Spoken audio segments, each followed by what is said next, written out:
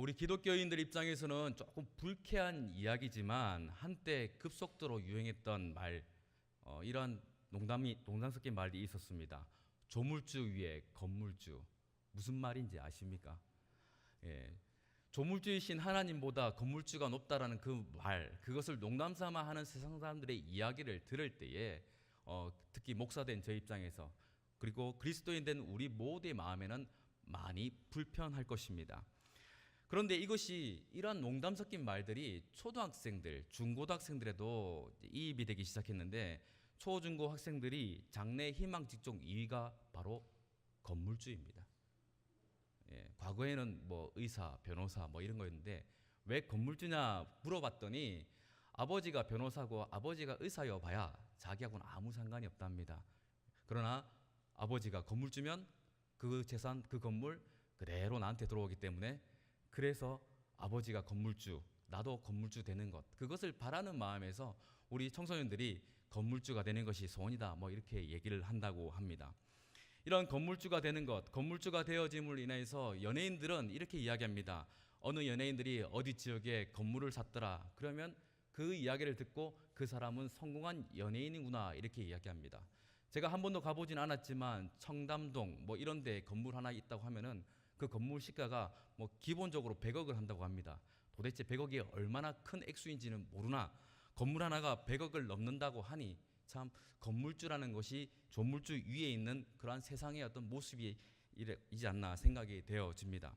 그러나 이렇게 대단한, 즉 조물주의보다 더 큰 위세를 떨친다고 말하는 이 건물주도 함부로 자기 자신의 건물을 용도 변경할 수 없다는 것을 아시죠?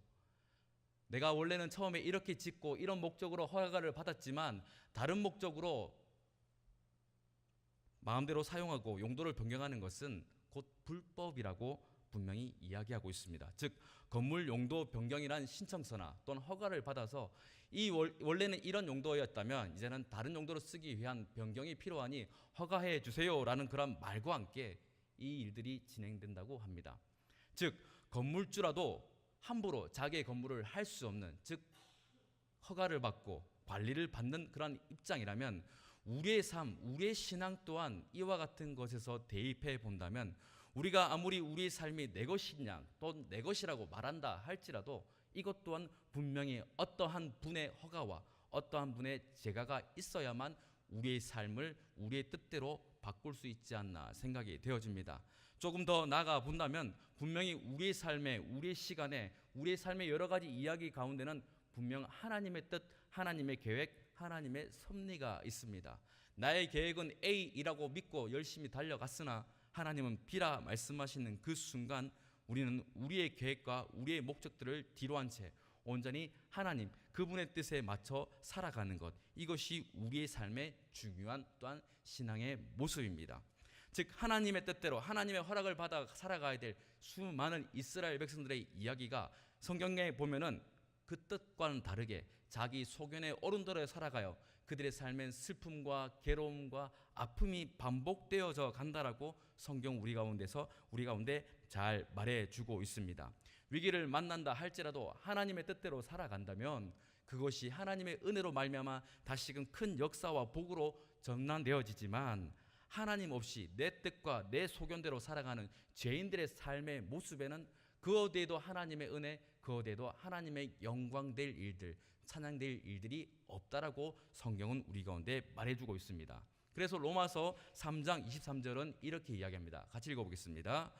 모든 사람이 죄를 범하였음에 하나님의 영광에 이르지 못하더니, 즉 하나님은 우리의 삶에 많은 영광을 기대하셨고 그 영광이 일어나기를 소망하셨지만 우리가 하나님의 뜻, 즉 하나님의 뜻을 외면한 채, 그 뜻을 저버린 채 내 뜻과 내 욕심만을 위해 살아가다 보니까 하나님께서 받으실 만한 그 작은 영광조차도 잊지 않게 되어지더라는 것입니다.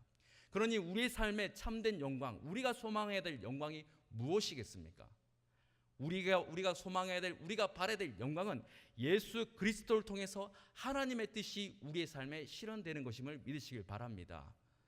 우리가 예를 들어서 미스코리아 대회를 나갔다고 칩시다. 비키니를 입고 얇은 옷을 입고 좀 민망한 옷을 입고 거기서 우승해서 이 모든 건 하나님께 영광입니다라고 얘기할 때 여러분 그 영광 어떠시겠습니까? 조금 민망하지 않을까요? 물론 그 사람 입장에서는 최선일지 모르나 하나님이 성경을 통해서 우리 가운데 진정 받으시길 그리고 원하시는 영광은 우리의 삶을 통하여 예수 그리스도 그 이름이 나타나 하나님의 뜻이 실현되어진 그 일들, 그것을 영광이라고 말하고 있습니다. 이러한 영광이 우리의 삶에 넘쳐나길 소망합니다.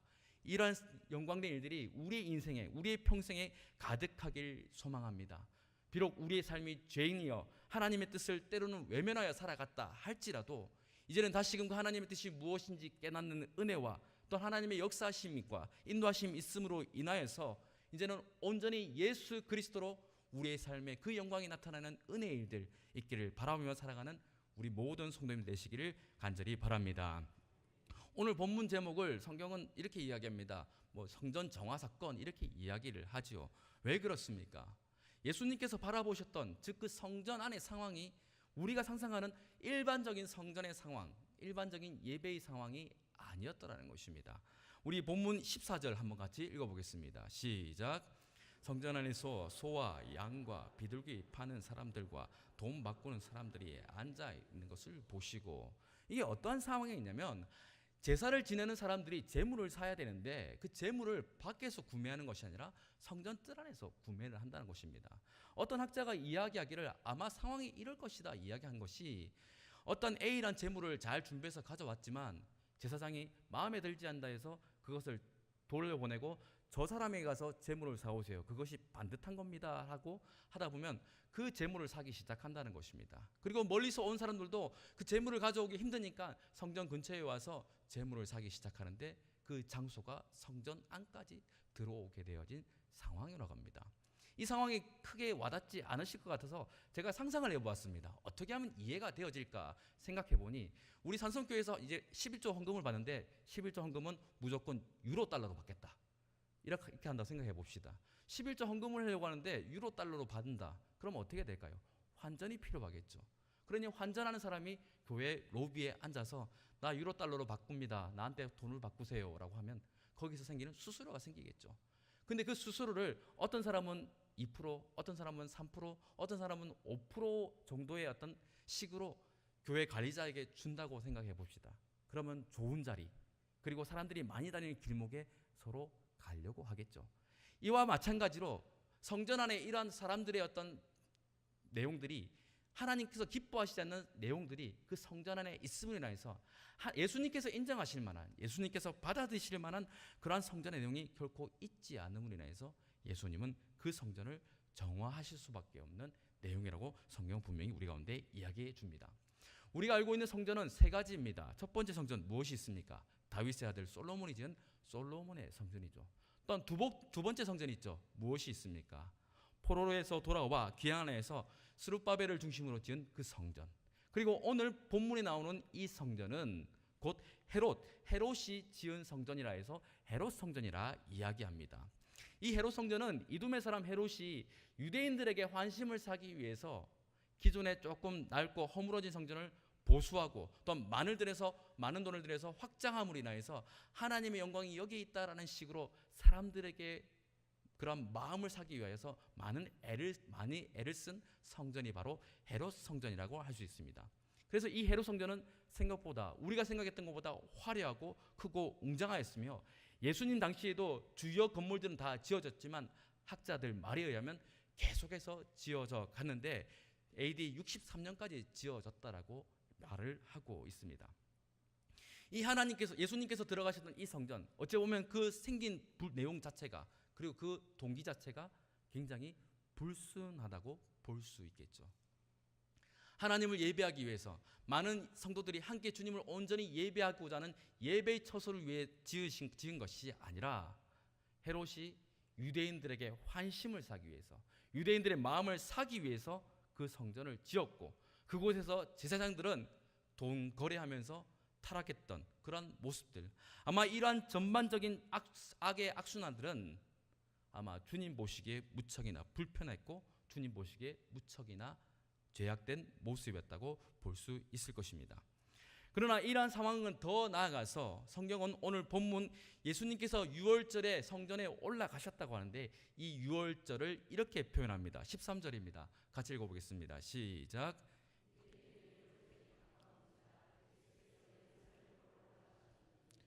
무엇이라 표현합니까? 어떤 유월절요? 유대인의 유월절. 이것은 단순히 어떤 유대인들의 어떤 그 절기, 즉 우리라 하면 대한민국의 추석 이런 개념의 어떤 출처를 설명하기 위함이 아니라 이들이 하고 있는, 이들이 행하고 있는 유월절 절기는 곧 그들 유대인들, 죄악 가운데 타락하여진 그 유대인들을 위한 유월절이라는 것을 우리 가운데 암시해 주고 있습니다. 왜 그러냐? 출애굽기 11장으로 12장 11절에 보면 이렇게 있습니다. 같이 읽어보겠습니다. 너희는 그것을 이렇게 먹을지니 허리에 띠를 띠고 발에 신을 신고 손에 지팡이를 잡고 급히 먹으라. 이것이 여호와의 유월절이니라. 여기서는 무엇이라 이야기합니까? 여호와의 유월절이라 이야기하죠. 즉 하나님의 유월절이 되어야 될 그 시기에 유대인들이 자기 자신의 만족, 자기 자신의 종교성을 이루기 위해서 그들끼리 모여서 하나님이 전혀 받지 않는, 하나님이 전혀 기념되지 않는, 하나님이 계시지 않는 그런 유월절이 헤롯 성전에서 행해지고 있었다는 것입니다. 여러분, 유월절의 주인공이 누구입니까? 역사적으로 볼 때 구원받은 해방되어진 이스라엘 백성입니까? 그렇지 않습니다. 그 일을 행하신 하나님이 유월절의 주인공이십니다. 왜 그렇습니까? 하나님은 아브라함과 약속하셨던 그 일들을 그 시간 그때 성취하신 것을 기념하고자 주님은 유월절을 그들에게 제정해 주신 것입니다. 즉 하나님은 그 언약을 분명히 지키시는 분이심을 이스라엘 만방 가운데 공포하는 날이기에 유월절의 주인공은 하나님이셔야만 하는데, 그 유월절이 하나님이 아니라 곧 유대인들 그들만의 잔치가 되어져 있는 상황이라는 것입니다. 하나님이 빠져버린 신앙은 이와 같습니다. 우리도 자칫 하나님 없이 예배드릴 수 있고 우리도 자칫 하나님 없이 감동받을 수 있다는 사실을 우리는 기억해야 됩니다. 우리의 신앙과 우리의 예배와 우리의 모든 헌신, 모든 일들에 있어서 하나님이 중심 되시고 그분의 뜻을 따라 그분의 뜻에 순종하는 믿음의 자세로서 우리에게 주어진 모든 사역과 모든 예배와 모든 신앙들을 감당해야 됨을 믿으시길 바랍니다. 우리는 다른 중심이 되어져서는 결코 아니 됩니다. 오직 그 하나님이 우리의 삶의 중심으로 모시고 그분의 뜻을 따라 우리의 삶과 우리의 시간을 드릴 때에 하나님은 우리의 모든 것을 기쁘게 받으신다는 것을 우리는 결코 잊지 않아야 됩니다. 그런데 이런 상황 속에서 예수님이 볼 때 이 성전이 결코 온전하지 못하다는 것입니다. 그러니 예수님이 가만히 계실 수 있었겠습니까? 예수님께서 그 분을 참지 못하여 부리시는데, 사람들은 예수님의 성격이 포악하다 이러다 저러다 이야기할지 모르나 예수님께서 부리신 그 분노는 거룩한 분노요, 노여움이라면 진리에 대한, 즉 불의에 대해서 갑갑함, 답답함에서 나오는 노여움이라는 것을 꼭 기억하시길 바랍니다. 그러니 우리도 우리의 삶 가운데 내 자신의 삶에 하나님이 기뻐하시지 않는 그런 죄악된 예외와 신앙 형태가 있다면 우리는 그것에 대해서 분노할 수 있어야 됩니다. 나 자신에 대해서 분노하시길 바랍니다. 하나님이 기뻐하시는 나 자신을 향하여서 분노할 수 있는 그러한 영적인 우리의 모습이 이 어느 때보다 지금 필요합니다. 예능 프로를 통해서 유시민 작가가 학생 시절 감옥에 있을 때에 항소 이유서라는 것을 냈다고 합니다. 거기서 나오는 마음에 와닿는 구절이 하나가 있었는데 그 구절의 내용이 이렇습니다. 슬픔도 노여움도 없이 살아가는 자는 조국을 사랑하고 있지 않다, 이런 이야기입니다. 즉 그 청년 유시민 입장에서 볼 때 나라가 제대로 되어가지 않는데 그것을 바라보면서 분노하지 않는다는 것은 나라를 사랑하지 않는다라는 그 이야기를 합니다. 제가 지금 이 시간 무엇을 말하려 하냐면, 우리가 하나님을 사랑한다 하면서 우리 신앙 가운데 하나님이 기뻐하시지 않는 것이 있다면 우리는 그것에 대해서 분노할 수 있어야 한다는 것입니다. 우리는 기껏 분노해야 다른 이들을 향해서 분노합니다. 조직에 대해서 분노합니다. 그러나 정작 나 자신이 하나님 앞에서 온전히 서가지 못하는 나의 신앙생활, 나의 믿음의 모습을 향해서 너는 왜 그러냐, 김정은 왜 그러냐라고 우리는 분노하지 않을 때가 너무 많다는 것입니다. 우리는 지금 이 시간 다른 어떤 것보다 우리의 모습이 내 중심되어진 우리의 잘못되어진 신앙에 대해서 우리는 분노할 수 있어야 됩니다. 이런 분노로, 그리고 이런 하나님을 향한 열정을 가지고 우리가 살아갈 때 주님은 우리에게 불가능했던 그런 일들을 다시금 아름다운 가능성으로 바꿔주신다는 사실을 꼭 믿으시기를 바랍니다. 예수님은 하나님을 너무나도 사랑하셨고 또한 그의 성전과 그의 예배처소 또한 결코 가벼이 여기시지 않았습니다. 그 성전을 향한 그의 열심과 그의 마음은 곧 본문에서 17절에 이렇게 이야기합니다. 같이 읽겠습니다. 시작. 제자들이 성전 말씀에 그를 사모하는 열심이 나를 삼키리라 한 것을 기억하더라. 아멘. 주님은 이처럼 그 마음이 타올랐다는 것입니다. 그 하나님을 향한 그 열정이 오히려 자기 자신을 삼켜서 자기 자신을 이끌어 갔다는 것이죠. 우리가 주님을 이처럼 사랑한다면, 우리가 주님의 전을 이렇게 사랑한다면 우리는 그냥 지나가서는 아니 된다는 것입니다. 교회 계단을 올라갈 때 떨어진 휴지 조각이 하나 있습니다. 보통 어떻습니까? 제가 그것을 지나칠 때가 있더라고요. 내가 하나님 전을 사랑한다고 하나님을 사랑한다 하면서도 그 작은 휴지 조각 줍는 것을 불편해하고 귀찮아하는 저의 모습, 과연 하나님을 사랑하는 것인가 생각할 때, 이 주일 새벽기도에 나올 때 피곤한 육신 때문에 누가 새벽기도 만들었나 하는 그런 불편한 마음들 다 한 번쯤 가지시지 않습니까? 주님을 사랑한다면서 가장 먼저 주님을 만나야지 하는 그 마음보다 내 육신의 피곤함을 우선시했던 우리의 모습, 이것은 결코 주님이 가지신 마음이 아니었으나 주님은 그 주님을 향한 열정, 그 교회를 향한 그 열정, 그 처소를 향한 그 열정이 자기 자신을 삼켰다라면서 그 마음을 우리 가운데 보여주고 있습니다. 예수님은 단순히 성전을 정화하시는 것을 넘어서서 이 거짓되고 잘못되어진 성전을 파괴하시고 계십니다. 즉 단순히 청소로서 끝나는 것이 아닙니다. 잘못되어진 모든 것들은 다 무너뜨려 버린다는 것이죠. 우리 주위에 많은 것들이 유행하고 있죠. 뭐가 유행하고 있습니까? 재건축이 유행하고 있죠. 재건축. 기존에 있는 모든 것들은 다 부서뜨리고 새로 짓는 것. 즉 우리의 신앙 가운데, 우리의 모습 가운데 하나님이 기뻐하시지 않는 그 모든 것들은 이 시간 다 무너뜨려져야 한다는 것입니다. 그래요. 주님은 19절에 이렇게 이야기하고 계십니다. 제가 읽어보겠습니다. 예수께서 대답하여 이르시되 너희가 이 성전을 헐라. 무슨 말씀일까요? 너무나도 사랑하는 이 성전을 헐어버리라 하는 것은 단순히 건물을 무너뜨리라가 아니라 너희의 잘못되어진 신앙이 반복되어지는 이 현장을 무너뜨려 버려라. 너희가 하나님 없이 신앙생활하는 모든 것들을 다 부셔뜨려라 라는 것이 우리 주님의 진심이라는 것입니다. 이 말씀에 귀담아 들으시길 바랍니다. 하나님이 기뻐하시지 않는 우리의 삶의 거짓된 모습들, 이 시간 철저하게 다 부서뜨려져야 합니다. 이것이 철저하게 무너지고 깨어질 때 하나님은 그 이후에 하나님의 놀라운 일들을 행하심을 기억하시길 바랍니다. 김세훈 교수님이라는 분이 요한복음이라는 자기 저서에서 이렇게 이야기합니다. 성전이란 하나님과 그의 백성이 잔치하고 교제하는 곳이다. 제사라는 잔치를 통해 하나님과 그의 백성이 교제를 한다. 하나님과 피조물의 관계를 훼손하고 교제를 방해하는 것이 죄인데 이 죄를 제물의 피로 덮어버림으로써 다시 하나님과 교제를 회복하는 것이 바로 성전 제사의 의미이다. 그런데 이제 유대교회 예루살렘 성전은 그 기능을 할 수 없게 되었다. 하나님께서 불순종하는 유대인들의 타락한 성전 제사를 더 받아주시지 않기 때문이다. 하나님께서 그 성전을 곧 심판으로 파괴해 버리실 것이기 때문이다. 이렇게 이야기합니다. 즉 이전에서 하나님과 회복되어지고 하나님과 철저히 만나야 될 그 영적인 제사가 무너져 버리고 그들끼리만 만족하는, 즉 종교적 카타르시스에만 빠져있는 그들을 향해서 주님은 그 모든 제사의 행위는 다 허물어져야 할 것이다라고 선언하고 계시는 것입니다. 그러한 죄악된 일들에서 우리는 발을 빼야 됩니다. 그러한 죄악된 일들에서 우리는 벗어나야 됩니다. 왜 그렇습니까? 저와 여러분들은 복된 사람이기 때문입니다. 복음으로 거듭난 사람들이기 때문입니다. 그래서 시편 1편은 이렇게 이야기합니다. 복 있는 사람은 악인의 꾀를 따르지 아니하며 죄인의 길에 서지 아니하고 오만한 자들의 자리에 앉지 아니한다 이야기합니다. 즉 하나님이 기뻐하시지 않는 죄악의 일들, 하나님이 즐겨하시지 않는 어둠의 일들 가운데서 우리는 철저하게 벗어나야 됩니다.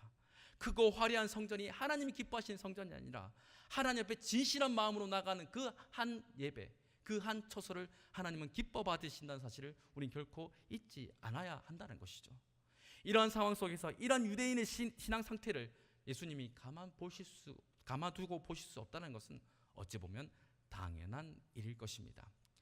화려한 성전을 보고 사람들은 와 우리가 부흥했구나, 우리 유대인들이 복을 받았구나라고 이야기할지 모르나 그 화려한 성전 속에서 그들이 행해지는 잘못되어진 하나님이 전혀 받지 않으시는 유월절의 그 예배들은 도리어 주님의 마음은 가시로 다가왔다는 것을 우리는 기억해야 합니다. 하나님의 영광이 떠나버린 그 상황, 마치 엘리 제사장의 시대와 같이 이가봇하면서 하나님의 영광이 떠나버렸다라는 그 안타까운 이야기가 어찌 보면 예수님 그 마음에 있지 않았나 생각해 봅니다. 혹시 우리를 바라보면서, 우리의 신앙을 바라보면서 하나님의 영광이 머물 수 없어, 하나님의 영광이 없구나라는 하나님의 탄식거리 소리가 있지는 않았나 한번 우리를 돌아봐야 할 것입니다. 하지만 주님은 이러한 안타까움으로 끝이지 아니하시고 하나님은 엘리 시대의 비극을 종식하여 사무엘이라는 사람을 통하여 이스라엘을 회복하고 구원하셨듯이 이 더러워진 성전을 파괴함과 동시에 주님은 새로운 성전이 등극할 것이다, 새로운 성전이 지어질 것이라는 새로운 희망과 소망을 우리에게, 특별히 이 말씀을 읽고 있는 저와 여러분들에게 허락하심을 믿으시기를 바랍니다. 그래서 19절 후반절에 이런 말씀이 있죠. 너희가 이 성전을 헐라 내가 사흘 동안 일으키리라. 아멘. 우리의 모든 죄악된, 우리의 잘못되어진 모든 예배와 신앙은 무너진다 할지라도 주님은 다시금 우리의 신앙을 그리스도 안에서 회복하여 주심을 또한 약속해 주고 계십니다. 우리가 어찌 보면 올바른 신앙, 하나님이 기뻐하시는, 하나님이 받으실 만한 신앙생활을 우리가 어떻게 온전히 이루어낼 수 있겠습니까? 열심히 하여도 우리는 육체를 입은 자라 아마 잘 되지 못할 것입니다. 그러나 하나님은 분명히 예수 그리스도를 통하여서 그 온전한 신앙과 어떤 올바른 성전이 세워질 것을 약속하셨으며 지금 이 시간 이 자리에 앉아있는 우리가 그 성전 안에 있는 자들임을 또한 주님은 우리에게 가르쳐 주고 계십니다. 우리 21절 같이 읽어보겠습니다. 시작.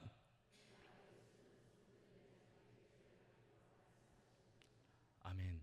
사람들은 눈에 보이는 성전을 이야기합니다. 더 크고 화려한 성전이 지어지려나? 그것이 눈 깜짝할 새에 채워지려나? 이야, 대단한 일이 아닌가? 되어져도 참 놀라운 일이다 라고 이야기할지 모릅니다. 그러나 주님은 말씀하시길 자기 육체를 이야기하시는 거죠. 즉 무슨 말입니까? 그의 몸된 교회를 말씀하고 계시는 것입니다. 그가 부활하셨으니 그의 부활과 함께 교회도 부활의 소망에 참여함을 믿으시길 바랍니다. 저와 여러분들은 그 부활에 동참한 자들입니다. 새 성전 되신 예수 그리스도 안에서 하나님을 만나는 참된 예배가 있다는 사실을 우리는 자각해야 합니다. 우리가 어떠한 마음으로 이 자리에 왔는지 알 수는 없으나, 혹은 상한 심령, 혹은 빈 마음, 혹은 얼떨결에 왔을지 모르나 이 자리에 주님이 계시고 주님은 우리를 만나려고 기다리고 계심을 믿으시길 바랍니다. 사람들은 우연히 왔다 할지라도 주님은 필연적으로 우리를 이 자리에서 기다리십니다. 주님은 필연적으로 우리에게 필요한 말씀을 하실 것이며 필연적으로 우리에게 필요한 은혜를 예비하여 하나도 빠짐없이 부어주신다는 사실을 잊지 않으시길 바랍니다. 이 시간 우리가 주님 앞에 나아갈 때 우리가 사람들을 볼 것이 아니라 우리를 미리 와 기다리시는, 우리를 맞이하시는 그 주님을 만나 뵐 때에 그 놀라우신 은혜와 또한 위로와 치유의 역사가 이 예배 전에 있다는 사실 꼭 믿으시기를 바랍니다. 예수님은 타락해버린 유대의 전통, 즉 유대인의 유월절을 종결시켜버리시고 유월절의 참 의미, 즉 어린 양 대신 예수 그리스도, 내가 죽음으로 이제는 참 성전이 세워질 것이라는 것을 분명히 선포하고 계십니다. 즉 우리가 세상 가운데 노예로 살아가고 종살이로 살아갔던 우리의 모습이 이제는 예수 그리스도로 말미암아 다시는 종살이가 될 수 없다는 것, 그것을 주님은 분명히 말해주고 계신다는 것입니다. 우리가 그 유월절, 유대인의 유월절이 아니라 이제는 우리 주님의 유월절 가운데 동참되어진다는 것, 그것으로 말미암아 저와 여러분들은 이전과 다른 새로운 삶을 살아가는 복된 사람들이 되어진다는 것을 성경은 분명히 우리 가운데 이야기해 주고 있습니다. 그래서 고린도후서 5장 17절은 이렇게 이야기합니다. 같이 읽어보겠습니다. 그런즉 누구든지 그리스도 안에 있으면 새로운 피조물이라, 이전 것은 지나갔으니 보라 새 것이 되었도다. 무엇이라 얘기합니까? 그리스도 안에 있을 때, 즉 새 성전 되신 예수 안에 있을 때 저와 여러분들은 새 것이 되어진다는 것입니다. 새 것이 되어진다는 것이죠. 우리가 시간이 지날수록 나이를 먹어갑니다. 주름살이 늘어나죠. 우리 실버 어르신들을 만날 때마다 이제는 더 이상 주름살 얘기를 할 수가 없습니다. 왜냐하면 그분들은 더 이상 생길 주름들이 없을 정도로 많이 있으시거든요. 그럼에도 불구하고 새 소망이 어디에 있습니까? 예수 안에 있다는 것입니다. 비록 우리의 육신은 후패해지나 우리의 심령은 더욱더 새로워지는 것, 이것이 주님께서 우리에게 약속하신 은혜라는 사실을 잊지 않아야 합니다. 헌 집을 수십 년 동안 살아갔다가 새 집으로 간다면 이제는 우리의 마음과 우리의 생각이 어떠할까요? 오랫동안 탔던 정말 덜덜덜 거리던 그 차를 이제는 폐차하고 아주 더 좋은 신형 세단을 받았다고 생각해 봅시다. 그 차를 어떻게 할까요? 저도 예전에는 전도사 때는 아버지가 타시던 27만 킬로를 탔던 산타페를 받은 적이 있습니다. 얘는 겨울에 엑셀이 밟히지가 않습니다. 날이 추우면 시동이 이게 폭발이 제대로 일어나지 않아서 차가 잘 가지 않은 차예요. 그런 차를 타다가 이제 전임이 되면서 더 이상 이 차를 타면 위험할 것 같아 해서 아주 좋은 차, 기아에서 가장 좋은 차 K3를 뽑았습니다. 안 믿으시네요. 아주 좋은 차입니다. 그 차를 뽑는 그 순간 어떻게 했겠습니까? 한 몇 달간은요 손으로 닦았습니다. 이렇게 닦기도 하고요, 이렇게 닦기도 하죠. 지금은 차를 닦지 않습니다. 비가 오겠구나, 세차 안 해야지, 이런 마음이죠. 그러나 여러분, 어제 그저께 새 차를 뽑았다고 합시다. 우리나라에 좋은 차들이 많지 않습니까? 그것을 뽑았을 때 여러분 어떤 마음이 드십니까? 이처럼 지금 이 시간 우리가 새 성전 되신 예수 안에 있을 때에 그분의 복음을 받아들이는 그 순간 이제는 우리의 삶은 이전과 달라져야 한다는 것입니다. 주님은 이 시간 우리를 통해서 그 새로운 모습, 새로운 삶을 살아가길 우리 가운데 요청하시며 그 이야기가 만방 가운데 또한 퍼지길 원하신다는 사실을 믿으시기를 바랍니다. 그 새로운 모습이 어떠한 모습일까요? 세상과 같은 모습일까요? 세상과 같은 기준으로 평가되어지는 이야기일까요? 결코 그렇지 않습니다. 세상과 다른 정말 하나님이 기뻐하시는 하나님의 능력을 나타내는 정말 저것이 예수 그리스도를 닮은 것이다라고 말할 수 있는 그런 것들이 우리의 모습 가운데 가득해지길 하나님은 기뻐하십니다. 서울의 높은 뜻 수행교회 김동호 목사님이라는 분에 대해서 한 번쯤 들어보셨을 것입니다. 동안교회에서 심무하시다가 청년들 사역을 하고자 하여 높은 뜻 수행교회를 개척하셨습니다. 그리고 이분이 목회하시면서 많은 성도들이 모임과 함께 이제는 교회 건축에 대한 뜻이 모이기 시작하였습니다. 그러나 이분이 그 사람들의 말을 뒤로 한 채 우리가 하나님이 기뻐하시는 성전을 지어보자 하여서 보이지 않는 성전 건축을 했습니다. 아마 한 번쯤 들어보셨을 건데 그 보이지 않는 성전 건축이 무엇이냐? 그것은 가히 뜬구름 잡는 소리가 아니라 탈북지를 위한 시설, 그리고 노숙자들에게 제공되어지는 일터와 공장을 만드는 여러 가지 사업들을 이야기하셨습니다. 즉 나를 위해 살아가는 것이 아니라 이제는 우리도 예수님처럼 나를 희생하고 나를 포기하며 저들을 위해 살아가는 참 성전을 가진 자의 삶을 살아가자라고 이야기하셨습니다. 우리 산성교회도 이와 다르지 않습니다. 우리 교회도 보이지 않는 성전이 많이 있다는 사실을 아십니까? 세계 각곳에 우리 산성교회 이름으로 지어진 성전들이 너무나도 많이 있음을 기억하시길 바랍니다. 선교방에 가면 그 안에 걸려있는 수많은 교회의 건물들을 볼 때 그 교회 건물 숫자가 한두 개가 아닙니다. 앞으로 산성교회의 해를 거듭할수록 이러한 성전들은 계속 지어져 갈 것입니다. 우리의 육체의 눈으로는 보지 못하고 전혀 말을 걸어보지 못하는 그들의 있는 그 땅이라 할지라도, 내 발로 밟아보지 않는 그곳이 땅이라 할지라도 그곳에 주님이 기뻐하시는 그 한 사람의 예배자를 위한 그 예배 초소, 그것을 세워가는 이것은 곧 새 성전을 가진 하나님이 기뻐하신 자들의 모습과 결코 다르지 않다는 것입니다. 이전과 다른 세상에 살아갔던 그 모습과 다른 참된 하나님이 기뻐하신 모습을 살아가는 그것이 주님이 열망하시는 부흥이라는 사실을 꼭 기억하시기를 바랍니다. 이러한 순수한 신앙이 우리 가운데 회복되어질 때, 하나님이 기뻐하시는 그런 영적인 우리의 모습들이, 신앙들이 회복되어질 때에 우리는 더 이상 이전에 헤롯 성전에 거하지 않는 자가 되어진다는 사실을 잊지 않으시길 바랍니다. 헤롯 성전은 완공되어지고 나서 7년 후에 로마 장군 티투스에 의해서 무너져 버렸습니다. 어찌 보면 우리가 이 무너질 수밖에 없는, 곧 몇 년 후에는 무너질 수밖에 없는 이 헤롯 성전에 아직도 팔을 담그고 있지 않나 생각해 봐야 합니다. 그러나 너무나도 좋은 주님의 은혜가 우리를 지금 이 시간 새로운 성전 예수 그리스도 안으로 인도해 주셨으니 이제는 그 인도하심을 거절하지 않고 그 안으로 들어가 그 안에서 은혜와 복을 누릴 수 있는 믿음의 성도들 되시기를 바랍니다. 주님은 지금 이 시간 저와 여러분들을 그 은혜의 자리로 초청하고 계십니다. 예수 안에 참된 평화와 예수 안에 참된 부흥과 예수 안에 있는 참된 안식이 있다는 사실을 주님은 우리 가운데 늘 말씀하고 계시니 이제는 그 안에 들어가 주님이 기뻐하시는 영적인 삶을 살아낼 수 있는 믿음의 성도님들 되시기를 바랍니다. 주님은 계속해서 우리 가운데 수많은 곳곳에 주님의 성전, 주님의 새로운 성전이 저와 여러분을 통해서 세워지길 원하고 계십니다. 국제 정세를 볼 때 통일이 언제 될지 알 수 없습니다. 곧 될 것 같은 느낌이 있다고 많은 분들이 이야기하시는데, 그곳에도 또한 저 다른 나라에도 아직도 주님이 필요한 주님의 새로운 성전들이 많이 기다리고 있습니다. 또한 각 분야에서 복지, 어르신, 노인, 독거노인 할 것 없이 많은 분야에 있어서 주님이 기뻐하시는 주님의 새로운 성전, 그 성전들이 지어지길 또한 주님은 원하고 계시는데, 그 부르심 앞에 당연히 응답하여서 그 일들 가운데 동참하실 수 있는 믿음의 성도님들 되시길 주님의 이름으로 축원합니다.